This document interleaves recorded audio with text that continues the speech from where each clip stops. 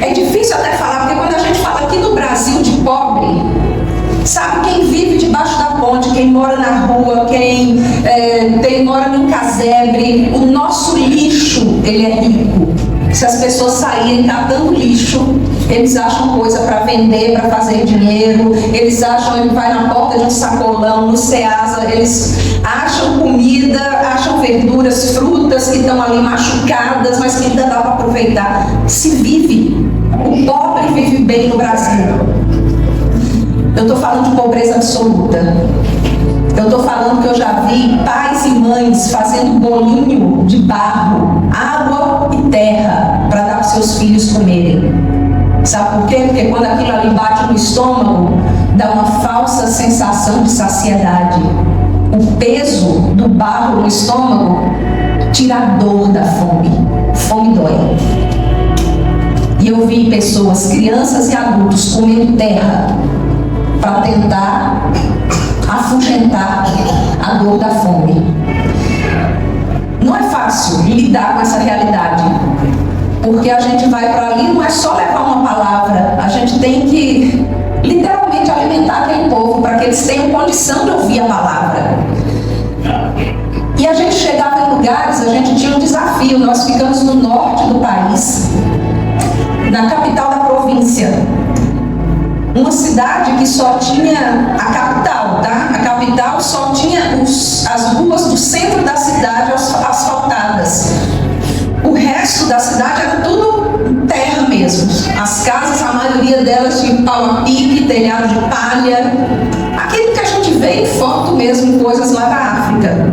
Muitas crianças desnutridas, muita pobreza. Só que a gente ficava ali na cidade porque os nossos filhos estudavam. A gente foi a família toda, a gente tinha 2 filhos de 6 e 8 anos de idade. Hoje já estão adolescentes, jovens, mas eles estudavam. Só que a gente pegava sexta-feira, a gente trabalhava ali na cidade com o povo, tínhamos os trabalhos ali, mas na sexta-feira a gente pegava e ia para o interior. Preparava a nossa bagagem, levava medicamento, levava comida, levava Bíblia e ia para as aldeias, em lugares onde não tinha igreja, para pregar o Evangelho onde Cristo ainda não tinha sido anunciado.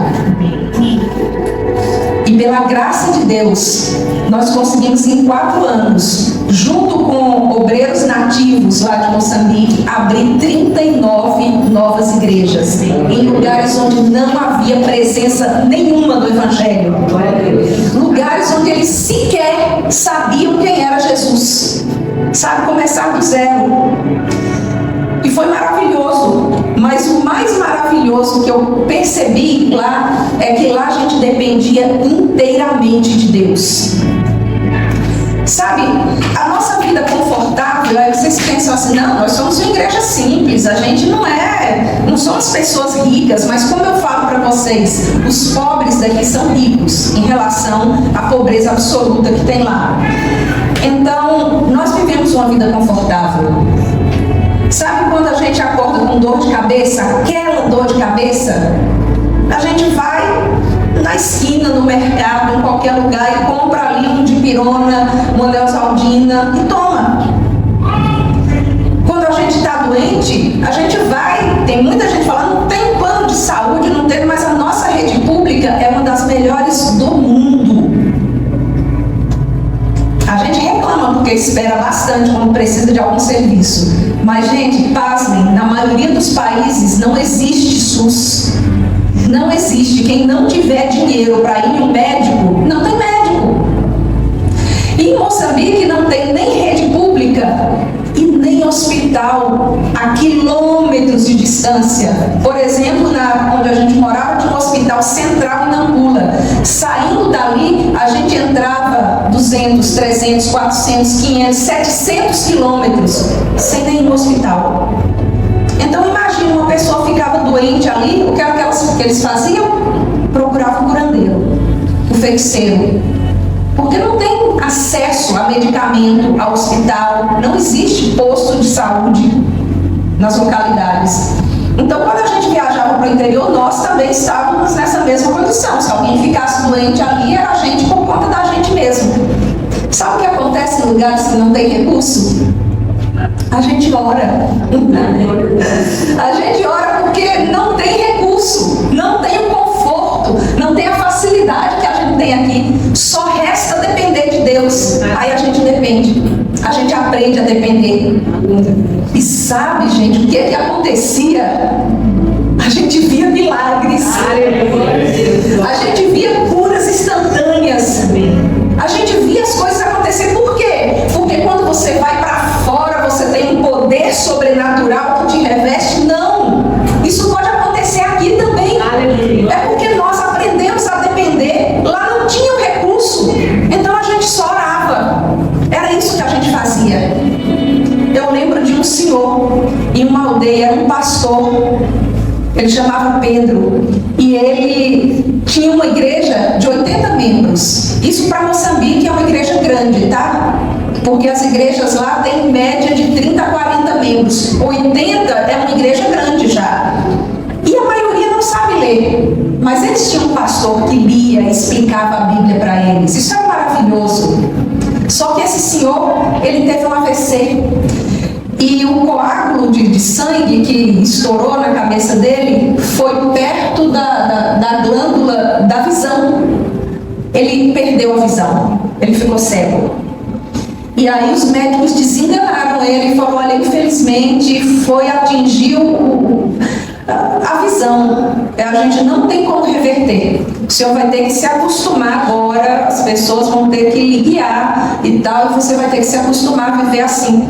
Nós não temos mais nada. Despediram ele voltou para a aldeia dele, cego. E quando a gente ficou sabendo, a gente ficou muito triste.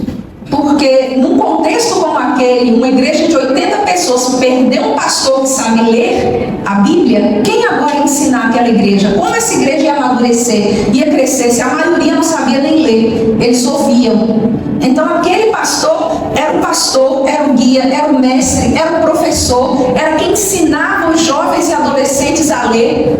Quem ia amadurecer aquela igreja? E nós ficamos assim, lamentamos muito e fomos fazer uma visita para ele. Quando a gente chegou, ele nos recebeu, a gente chegou lá com o espírito triste, derrotado, arrasados. Mas ele nos recebeu com alegria e falou assim: os missionários vieram me visitar. Ai, agora eu tenho esperança. Aí quando a gente falou assim: esperança? Em quê? Aí ele falou: que eu vou ser curado, vocês vão orar por mim. Aí eu olhei para o meu marido e falei: claro, a gente ora, sem fé. Totalmente sem fé. Oramos por ele. Deus, o Senhor sabe a importância, o valor e tal. Nós te pedimos, Senhor, restaura a visão do nosso irmão e tal. Em nome de Jesus, amém. E saímos de lá morrendo de pena dele. Tadinho, como é que vai ser agora com essa igreja? Incrédulos. Como nós somos falhos. Voltamos para casa. Uma semana depois teve um grande evento na cidade. Vieram gente de várias aldeias. Vários irmãos reuniram em um encontro que a gente fazia uma vez por ano, em um pavilhão, tipo um colégio, tipo um mineirinho, sabe? Um lugar grande assim que a gente alugava para fazer serviço. E várias igrejas de 40, 50, 80, 90. Aí a gente juntava lá mais de 1000 pessoas para fazer esse evento. Vários pastores, várias igrejas. Quando a gente foi chegando na porta desse evento, quem a gente encontra? O pastor Pedro. Ele estava bem na porta e de longe ele já acenou a mão para a gente e chamou o nome do meu esposo. A gente se entreolhou assim, foi chegando perto e falou: você está vendo a gente? Ele falou: claro que estou, vocês não oraram por mim? Eu fui dormir naquele dia e acordei.